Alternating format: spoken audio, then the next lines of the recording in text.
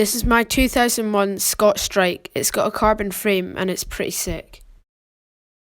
It's got RockShox suspension and about 130mm of travel, with an old school Shimano SLX grip set.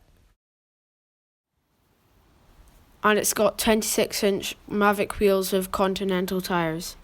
And I've got some pretty decent Shimano brakes. If there's anything I'd change, it'd be a dropper seat post, but I can't because it hit the shock. And it's really good at doing wheelies. I also feel really controlled in the air because it's a light bike.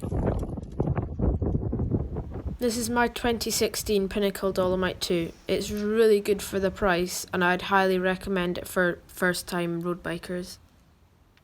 It's got 700mm wheels and it's got some crappy brakes and a Shimano grip set.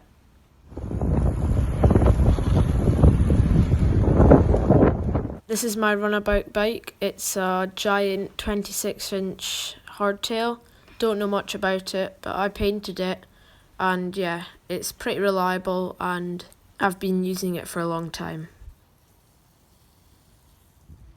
Thanks for watching, like the video and press the subscribe button and I'll see you next time.